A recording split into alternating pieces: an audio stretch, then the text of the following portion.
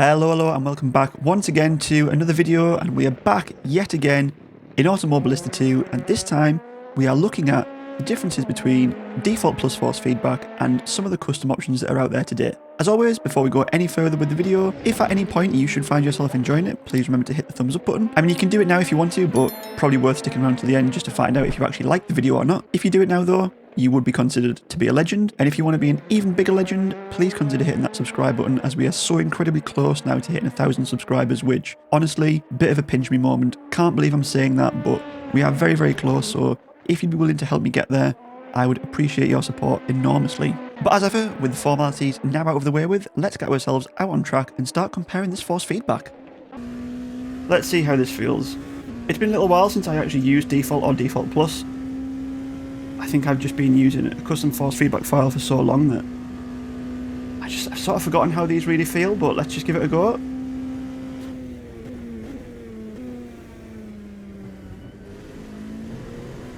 Bit loose in the sort of mid-corner area,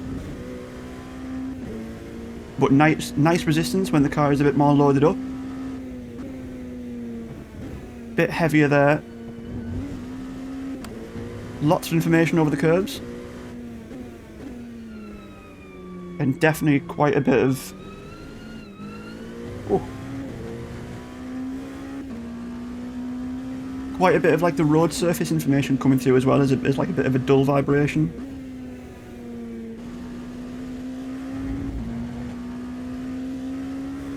And there's definitely the recentering is quite nice as well.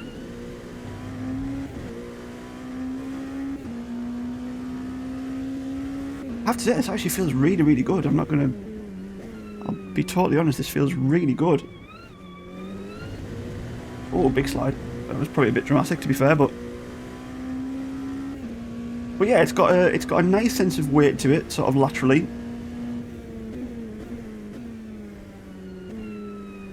It's a bit vague in the sort of mid-corner area, which kind of contributes to the sort of floatiness or the slidiness, although I actually don't think this LMP2 suffers from that at all. But we'll see what the time is. Obviously we did make a bit of a mistake on that lap, but we'll see what the time is. It's a 1:37, we'll do it again, go for another lap. Take a bit more curve this time.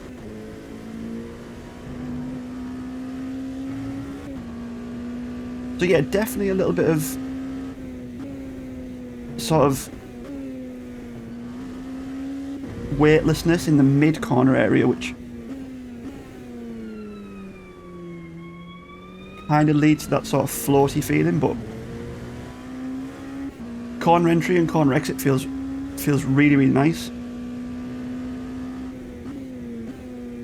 And it's not as... Default Plus doesn't feel as dramatic as what I sort of remember it feeling.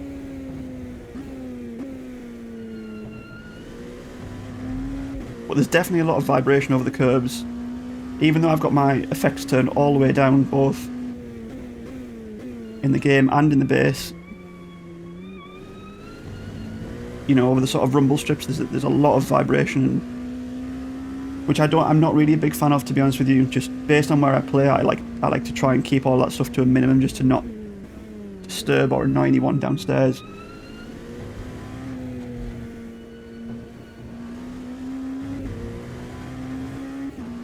But I have to say, I actually think that feels really, really nice, to be honest with you. Really nice. It probably has changed at some point, because I remember it being quite a bit more dramatic than that. That's a 1:35.9 for default plus. Let's switch over. Right, okay, here we go then. This is the Gwiz Antifloat, which is the one that I probably have the least experience with, as I've only just started using it this week. But from my initial use case of it, it's been really, really nice, you know, from what I've experienced so far. So again, we'll do 2 flying laps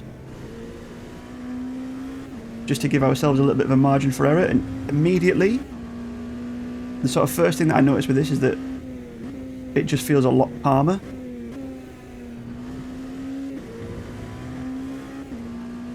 Definitely not as much going on with this one.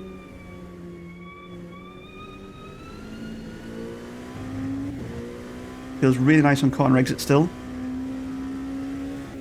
Don't get the same sort of mid-corner vagueness as what I do with Default Plus.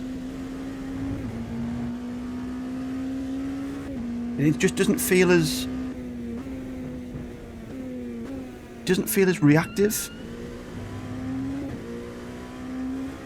You know, there's probably is a lot of information that comes in Default Plus that you don't really need, which just leads to you creating more little corrections for yourself that you probably just don't need to do. And this one feels really nice as well, to say it.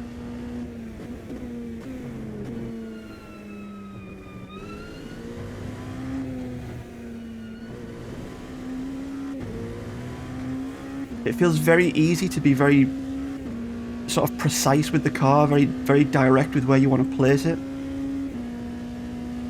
It's much easier to be accurate. Let's go for another one.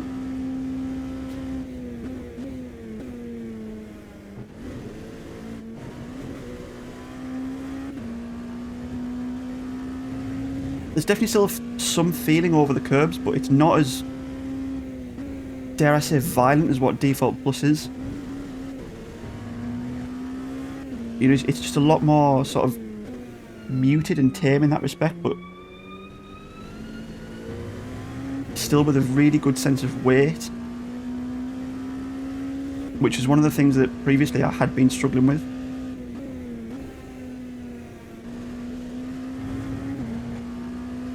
And a little bit of vibration when you're understeering as well, just to let you know that you're asking too much from the front end.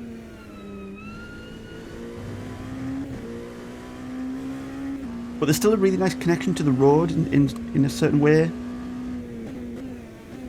I don't have any sort of feeling of floatiness, which is obviously a good thing, as it's called the Antifloat file. And I think, to be honest with you, I would definitely agree with that.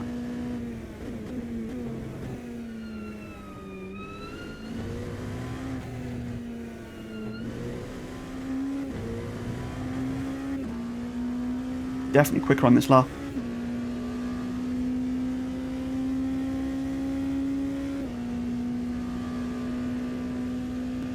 What is that? That is a 1:35.3, so yeah, 0.6 quicker with the Gwiz Antifloat. So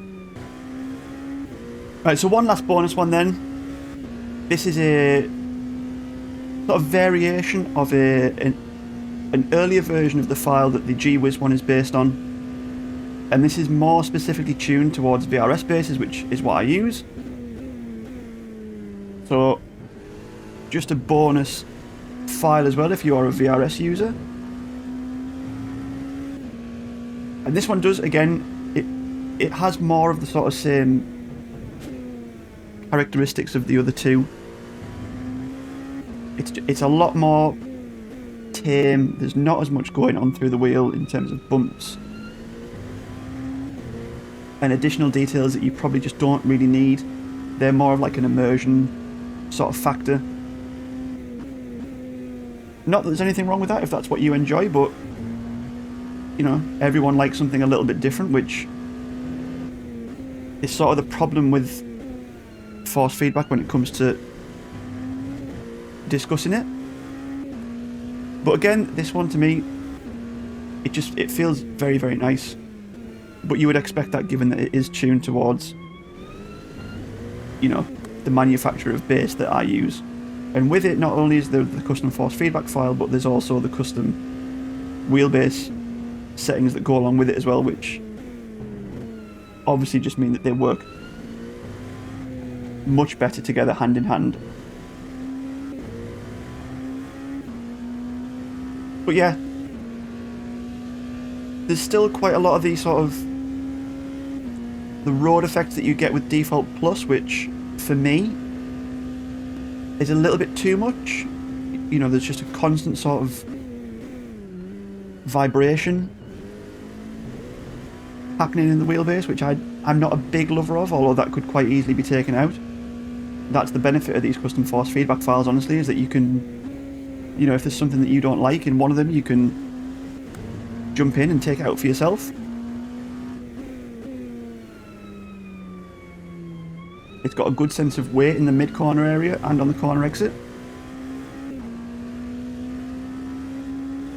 It's got a sort of a nice understeer feel as well for when you are asking too much of the front end again, which is helpful if you sort of need that.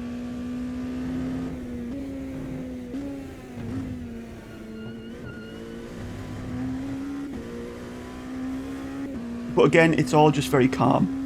You know, it's all just very, very calm on the wheel.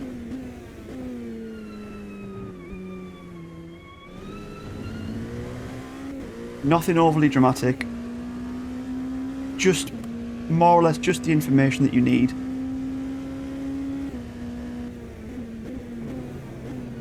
And again, another really solid version of custom force feedback.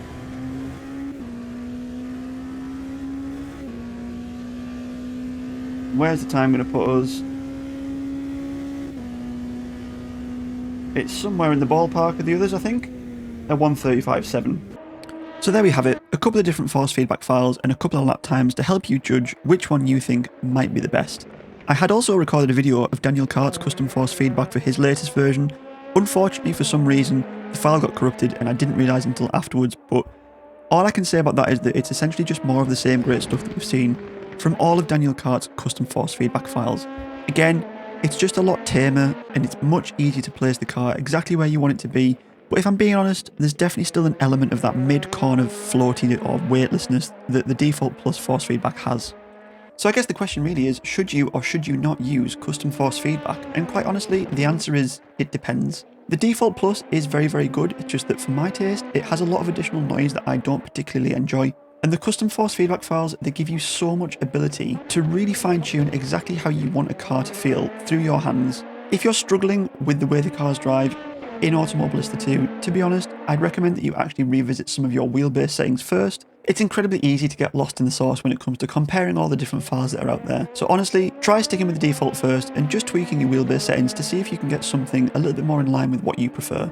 As we saw from the lap times, it's not like they make a massive difference between all of them. All three times were roughly there or thereabouts with each other, and the Daniel Kart one came in at 1:35.5, so again, very, very similar to the Gwiz Antifloat in terms of lap time. As we know, force feedback is an incredibly subjective topic, and the file that I might like the most might not be the one that you like the most. In fact, it might actually be your least favourite, and that's absolutely fine. For me, I think I enjoyed the Gwiz the most. It gave me everything that I needed to know and very little of the things that I didn't, but I can certainly appreciate default plus too. Hopefully you found this video useful in some way, especially if you're quite new to Automobilista 2 and you're just discovering things about custom force feedback. If you're more of a seasoned veteran when it comes to AMS2, let me know which force feedback you prefer in the comments below. But until next time, take it easy, keep it on the track, and I'll catch you in the next one.